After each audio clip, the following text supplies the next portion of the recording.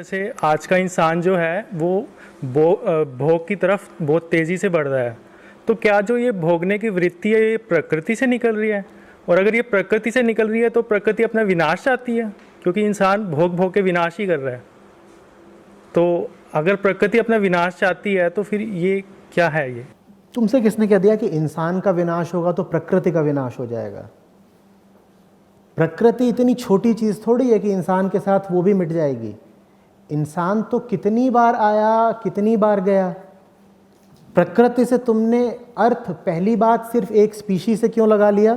दूसरी बात सिर्फ एक ग्रह, एक प्लैनेट से क्यों लगा लिया? प्रकृति माने ये जो पूरा ब्रह्मांड है ये सब प्राकृतिक है। इंसान तो इसमें कुछ भी नहीं है। हम बार बार बोलते हैं देखो इंसान पागल है, प्रकृति को नष्ट कर रहा है।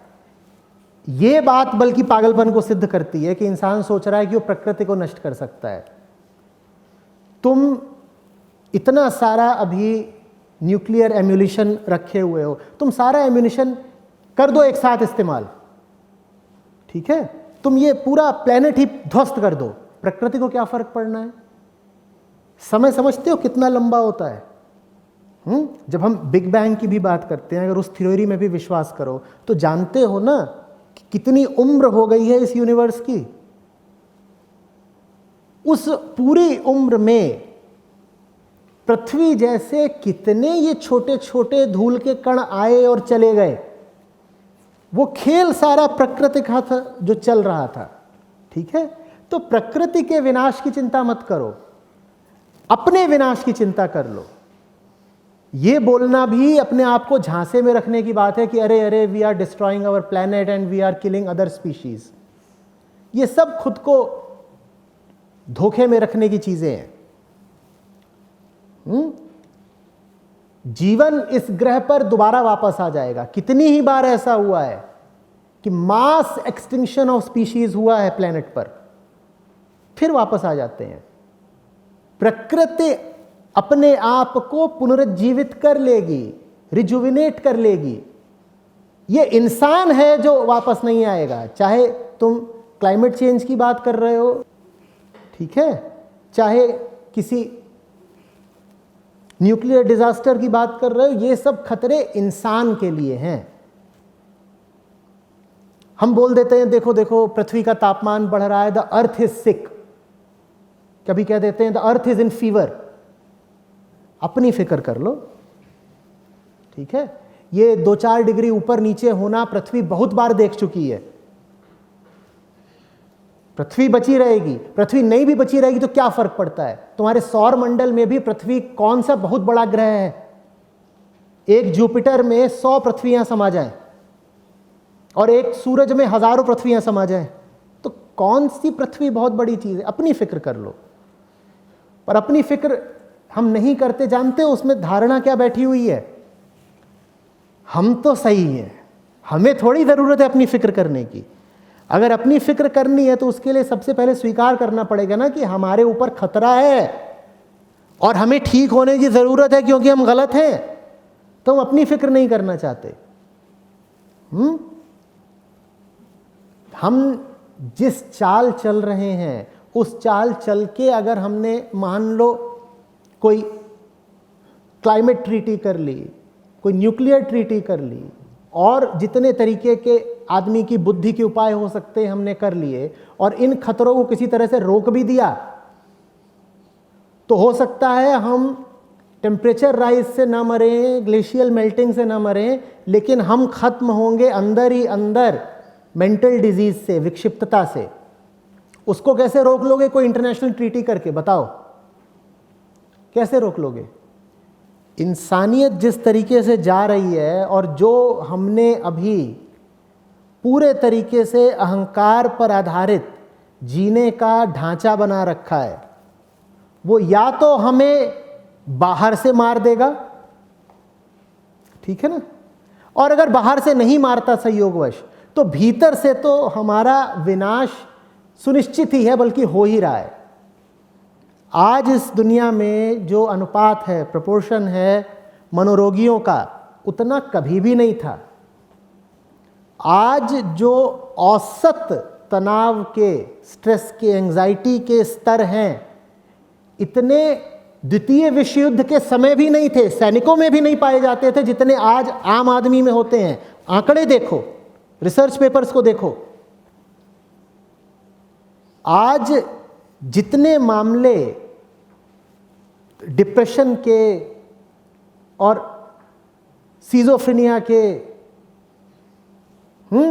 कंपल्सिव डिसऑर्डर्स के होते हैं, उतने कब होते थे? और मैं संख्याओं की नहीं बात कर रहा हूं, मैं अनुपात की बात कर रहा हूं, मैं प्रपोर्शन की बात कर रहा हूं। हम बहुत तेजी से एक ऐसी दुनिया की ओर बढ़ रहे हैं जिसमें हर आदमी पागल होगा, बाहर से स्वस्थ होगा और भीतर ही भीतर साइको। अब क्या करोगे बताओ? इंसान अकेला जानवर है जिसको छूट है अपने अनुसार कुछ बनने की। यहीं पे गड़बड़ हो गई।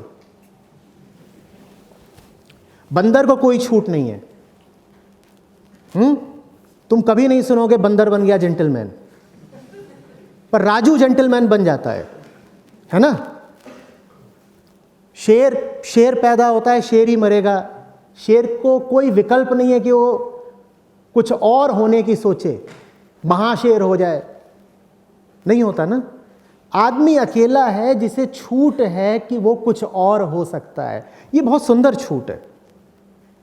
इसी छूट के कारण पुराने जानने वाले बोल गए कि मानुष जन्म दुर्लभ होता है और ये बड़े सौभाग्य की बात होती है कि कोई मनुष्य योनि में जन्म ले, क्योंकि हमें वो सुविधा, वो छूट, वो विकल्प है कि हम पैदा तो जानवर जैसे होते हैं लेकिन हम बहुत बेहतर बन सकते हैं, आत्मोत्थान हो सकता है, एक ज़बरदस्त तरक्की का विकल्प हमें मिला हुआ है। लेकिन कोई भी छूट, कैसी भी छूट हो, वो दोनों तरफ काम करती है। अगर आपको विकल्प होता है ऊपर उठने का तो साथ ही साथ हमेशा उसके विकल्प मिल जाएगा नीचे गिरने का भी।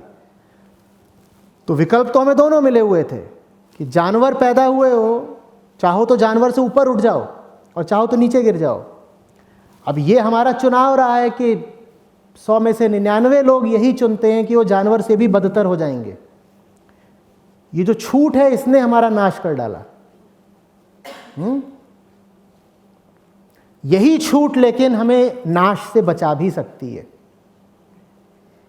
अगर आपको ये छूट थी कि आप अपनी दुर्दशा कर लो, तो निश्चित ही रूप से ये छूट भी तो हमें मिली हुई है ना, कि जो दुर्दशा कर रखी है उसको संभाल लो, ठीक कर लो।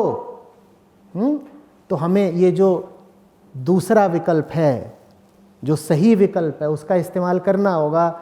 लगातार अपने ऊपर नज़र रखनी होगी और देखना होगा कि हम जो कर रहे हैं वो नीचे गिरने वाले काम हैं या ऊपर उठने वाले काम हैं। नीचे गिरने वाले काम कौन से होते हैं? जिसमें भीतर भय बढ़े, जिसमें हिंसा बढ़े, जिसमें तुम्हारी लोनलीनेस, अकेलापन, तन्हाई बढ़े, जिसमें तुम्हारे भीतर के लालच को और नशे को प्रश्रय मिले। ये सब नीचे गिरने वाले काम हैं। ऊपर उठने वाले काम कौन से होते हैं? जिसमें सबसे पहले तुम निर्भय हो जाओ। भारत का तो सारा अध्यात्म ही एक लक्ष्य के साथ रहा है। क्या? निर्भयता। कहते हैं कि आदमी की 100 बीमारियां हैं, पर उन 100 बीमारियों में जो सबसे गहरी बीमारी है वो डर है। तो जिसने डर को जीत लिया, समझ लो उसका अध्यात्म सार्थक हो गया। तो ऊपर उठने वाले काम ये हैं, निडर हो जाओ, तुम्हारे भीतर अहिंसा आ जाए, थोड़ा दूसरों का ख्याल रखना शुरू कर दो, बिना ये माने कि दूसरे तुमसे अलग हैं, करुणा आ जाए। ये चेतना को ऊपर उठाने वाले काम है। किसी न किसी दिशा तो जाना पड़ेगा, क्योंकि आदमी के पास ये विकल्प नहीं है कि वो चुनाव न करे। We are an animal that chooses.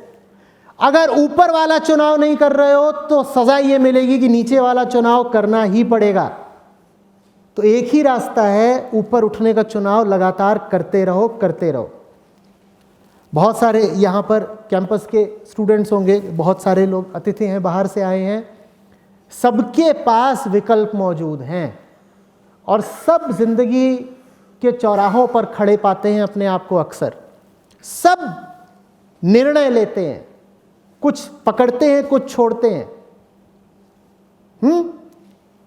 वही क्षण होते हैं जब जिंदगी आबाद होती है या बर्बाद होती है। गौर से देखा करो, जो पकड़ रहे हो किस लिए पकड़ रहे हो, जो छोड़ रहे हो क्यों छोड़ रहे हो, लालच कितना है, अज्ञान कितना है, भीतर की हीन भावना और कमजोरी का विचार कितना है।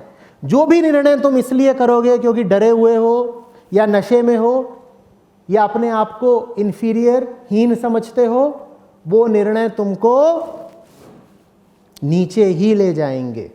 और जितना नीचे जाते जाओगे ऊपर उठना उतना मुश्किल होता जाएगा। क्यों अपनी मुश्किल बढ़ानी?